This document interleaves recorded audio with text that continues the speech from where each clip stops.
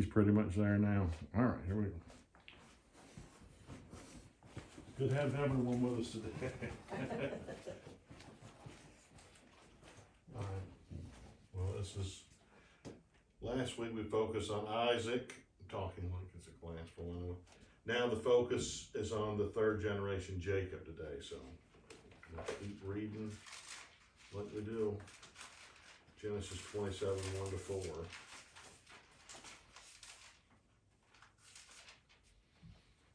And it came to pass that when Isaac was old and his eyes were dim so that he could not see, he called Esau his eldest son and said to him, My son. And he said to him, Behold, here am I. And he said, Behold, now I am old, I know not the day of my death. Now therefore take, I pray thee, thy weapons, thy quiver and thy bow, and go out to the field, and take me some venison, and make me my savory meat, such as I love, and bring it to me, that I may eat, that my soul may bless thee before I die. Isaac is unaware, I'm sure, of the deal that Jacob made with Esau over a pot of stew. But here is the best description I found. I was looking, what's the difference between the blessing and the birthright? Blessing could be given regardless, and the birthright is your natural born firstborn. I think those customs of those days, the firstborn got twice as much as anybody else, and that continued. And when we were talking about Harriet a few weeks ago, that's 2,000 years later, and they still did that thing. So he had taken the birthright from Esau, and now he's going to take his blessing. We're going to see how he does it here through trickery and manipulation. Here we have a little family background and how Rebekah helps Jacob deceive his father, 5-17. Familiar story. And Rebekah heard when Isaac spake to Esau his son, and Esau went to the field to hunt for venison and to bring it. And Rebekah, so one thing, you know, weren't just go down to the market and pick a nice roast. He had to go kill a deer, clean the deer, prepare the deer, so they know they got some time on their hands here. And Rebekah spake unto Jacob her son, saying, Behold, I heard thy father speak unto Esau thy brother, saying, Bring me venison, and make me savory meat, that I may eat and bless thee before the Lord before my death. Now therefore, my son, obey my voice according to that which I command thee. Go now to the flock, and fetch me from thence 2 good kids of the goats, and I will make them savory meat for thy father, such as he loveth. And thou shalt bring it to thy father, that he may eat, and that he may bless thee before his death. And Jacob said to Rebekah his mother, Behold, Esau my brother is a hairy man, and I am a smooth man. My father peradventure will feel me, and I shall seem to him as a deceiver, and I shall bring a curse upon me, and not a blessing. And his mother said unto him, Upon me be thy curse, my son, only obey my voice, and go fetch me them. And he went and fetched and brought them to his mother, and his mother made savory meat, such as his father loved. And Rebekah took goodly raiment of her eldest son Esau, which were with her in the house, and put them upon Jacob her younger son. And she put the skins of the kids of the goats upon his hands, and upon the smooth of his neck.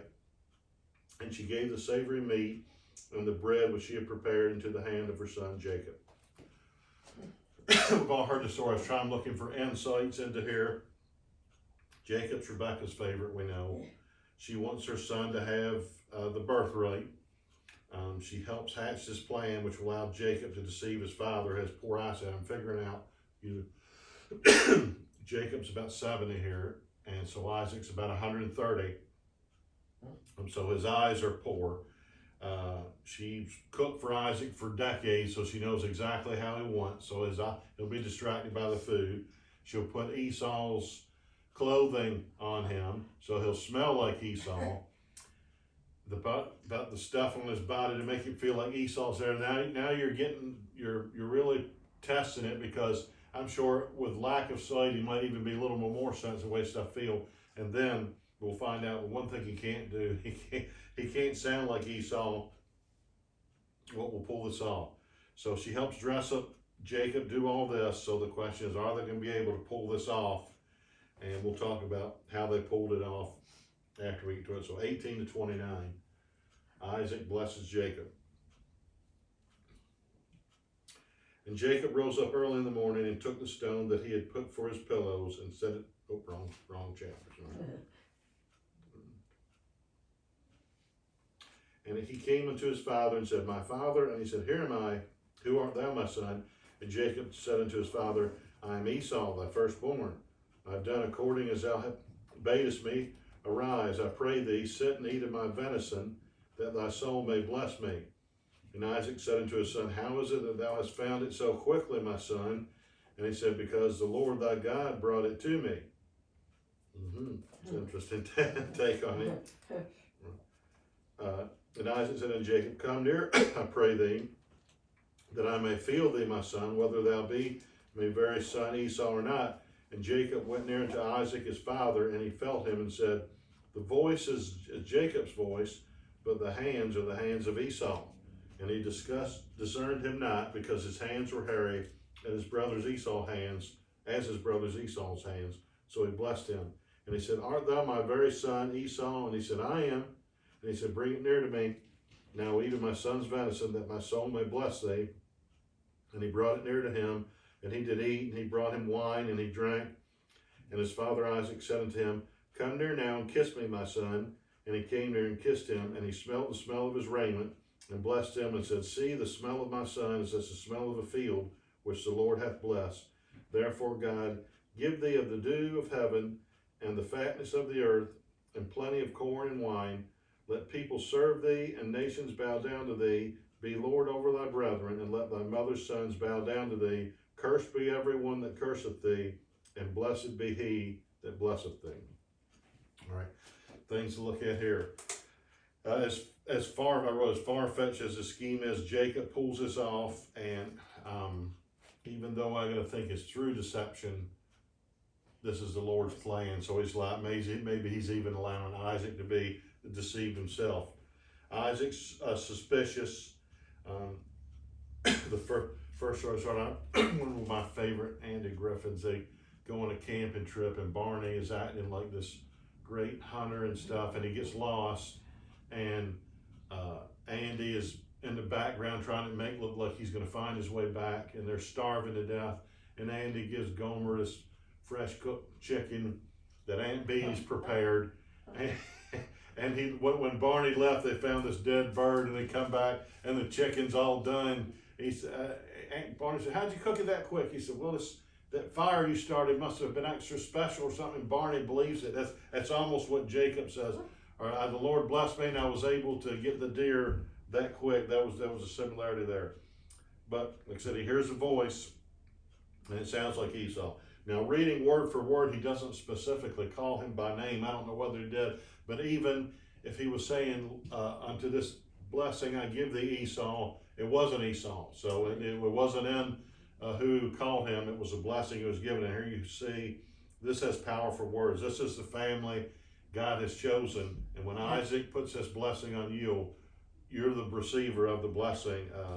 And so he would not only be blessed financially, more importantly, it's in Jacob's line through whom God will work his great plan of salvation. So Esau just fades away. We hear something about the Edomites in the Old Testament. And then, that's what the whole message of the Bible is about, Jacob's descendants. So it's all about him. So this is a very crucial thing that's occurred here. And now Jacob does it. So after all that's done, Isaac places a blessing upon him.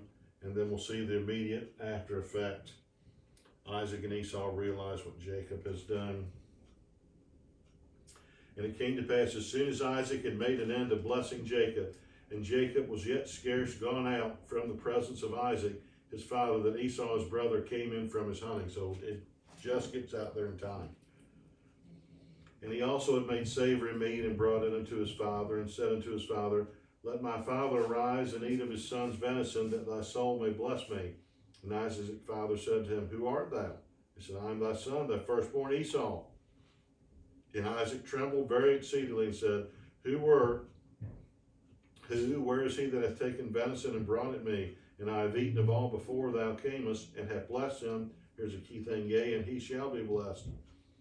And when Esau heard the words of his father, he cried with a great and exceeding bitter cry, and said unto his father, Bless me, even me also, O my father. And he said, Thy brother came with subtlety, and hath taken away thy blessing. And he said, Is not he rightly named Jacob? For he has supplanted me these 2 times. He took away my birthright, and behold, now he hath taken away my blessing. And he said, hast thou not reserved a blessing for me? And Isaac answered and said unto Esau, behold, I have made him thy lord, and all his brethren have I given to him for servants, and with corn and wine have I sustained him. And what shall I do now unto thee, my son? And Esau said to his father, hast thou but one blessing, my father? Bless me, even me also, O my father. And Esau lifted up his voice and wept. So now Esau is realizing the foolishness, the consequences of his carefree attitude. And I'm sure in a way, when Esau so quickly gave away his birthright, this was setting the seeds for that. And notice here,